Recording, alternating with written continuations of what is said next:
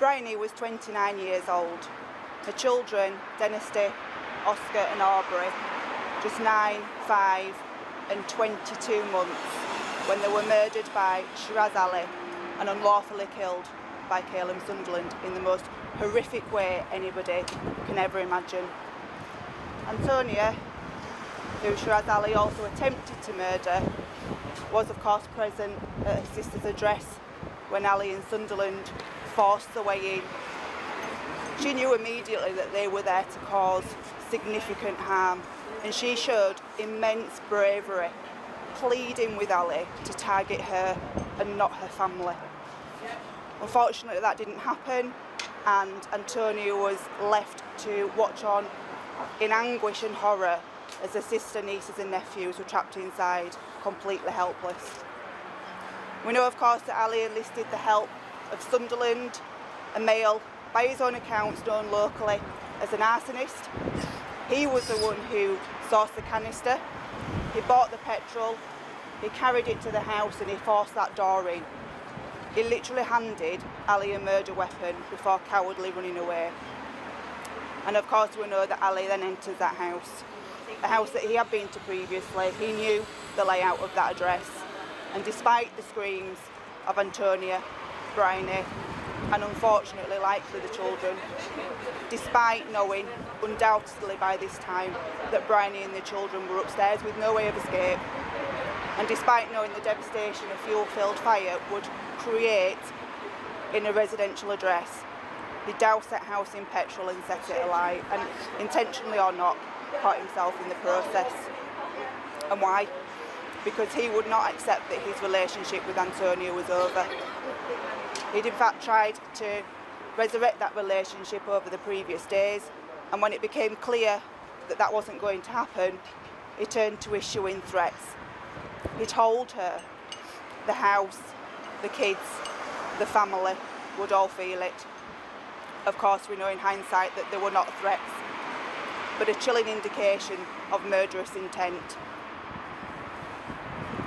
I cannot imagine the terror that that family went through. Our thoughts are now with the family who, despite their immense strength of character throughout this whole process, now have to face a lifetime of pain and suffering without their loved ones. And I just hope today's verdict brings them some small sense of closure. Thank you.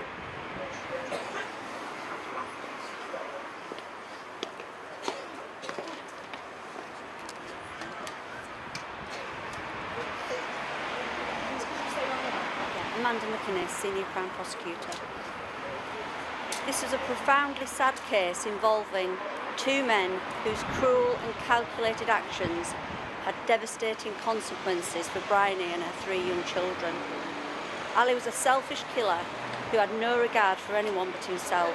He was motivated by jealousy, and his actions have now needlessly robbed a family of their loved ones. Sunderland enabled that twisted desire for revenge, and ultimately both men willingly played their role and caused the deaths of a young family who still should be with us today. Today's result won't bring back Bryonie, Denisty, Aubree or Oscar, but we hope it provides some closure for their family and friends who continue to endure the devastating impact of Ali and Sunderland's actions. I would like to personally thank the Bryonie's family for the extraordinary dignity that they have shown in the face of such unthinkable tragedy. I've worked closely with them throughout this process and have been consistently inspired by their bravery, and they've been instrumental in helping us secure the outcome we have all achieved today in court. And violence against women sadly remains a stain on our society, but the Crown Prosecution Service is determined to seek justice whenever it's carried out. Thank you very much.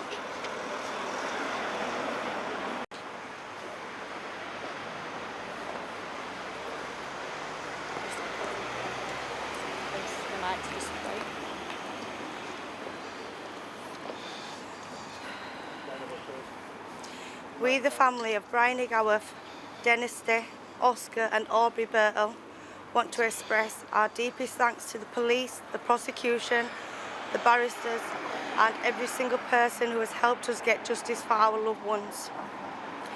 But even with justice, nothing will ever make this right. Nothing will ever fill the silence where their laughter should be. Nothing will ever bring back our family. We will forever carry this brokenness, and yet we will hold on to them tightly in only ways we can now, through our memories, our photos, and our precious videos. Those are all we have left now. This trial has drained us in ways words can only describe. It has been a long, agonising, heart-shattering journey. Now that justice has finally been served, we can at last allow ourselves the space to truly grieve for our beautiful family, who should still be with us now. Our beautiful Bee was the glue that held us all together.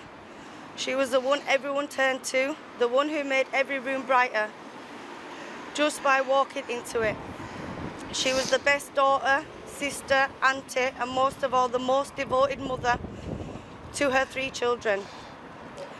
They were her world, and she lived every day to love and protect them. Our sweet Chutch was blossoming into such a confident, creative soul, a little artist with a growing spark. She loved taekwondo with her cousins and best friend, and she adored her younger brother and sister. She was always by her mum's side, helping, caring, loving with maturity far beyond her years. Our brave little soldier, Aubree, who came into this world fighting, survived open heart surgery at just 5 days old. He was strong, cheeky, and full of life. That was only just beginning. He had so much ahead of him, so many firsts he never got a chance to reach. Our precious Strawberry, so tiny, so joyful, so pure of innocence. Her hugs could melt sadness in an instant. Her favourite song, Happy, Happy, Happy, captured her perfectly. She made us smile without even trying. These are only a handful of memories we hold close. We could speak of them for hours, for days, and still never capture all the love they brought into our lives. Their futures were stolen. The children will never grow up, never experience life in all the ways they deserve. And our Bee will never grow old with us, never watch her babies become who they were meant to be. We will love them for the rest of our lives. We will miss them in every breath. Our heart will never be whole again. They will be forever young, forever ours, forever missed beyond words. Thank you.